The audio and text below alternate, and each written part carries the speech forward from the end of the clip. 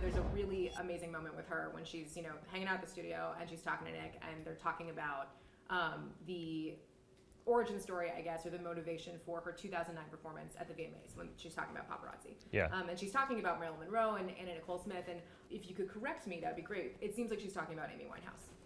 Yeah. Would you mind kind of exploring that? I mean, is this something that you guys talked about? Because I know that she's been a massive fan of Amy, and she's, so They were I was friends. wondering if you could expound upon that. Her and I never talked about it.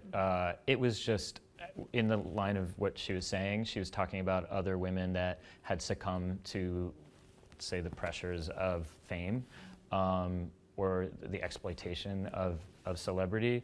And these are artists that she felt like, at least with that VMA performance where she's bleeding out on stage, she felt like it was kind of a tribute to them, right? She was like, if you want me to be sexy, I'll be sexy, but I'm also going to bleed to death, just to make you think about like all the other sex pots that lost their lives in this pop industrial complex or whatever. She's very aware of this stuff, and so she references and someone else, and she never says Amy's name, but it's understood, I think, at that moment.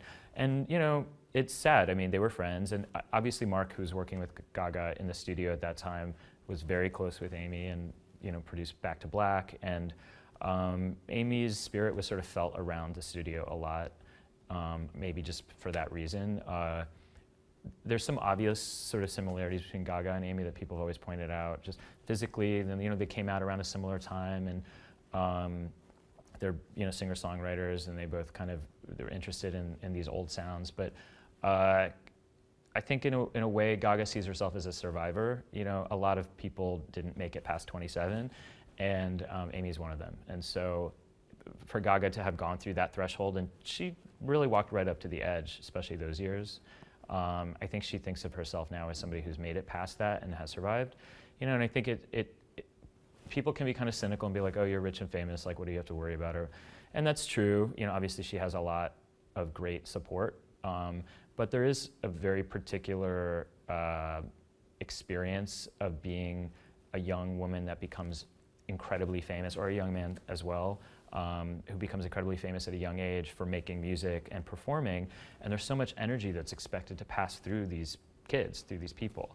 They take so much in and they have to push so much out, and it really can be destructive. And a lot of them don't survive, and do become are sacrificed to this experience. For her to evoke Amy at that moment was really chilling, and she doesn't dwell on it. It's just a kind of echo in the scene, but you picked up on it, so that's interesting.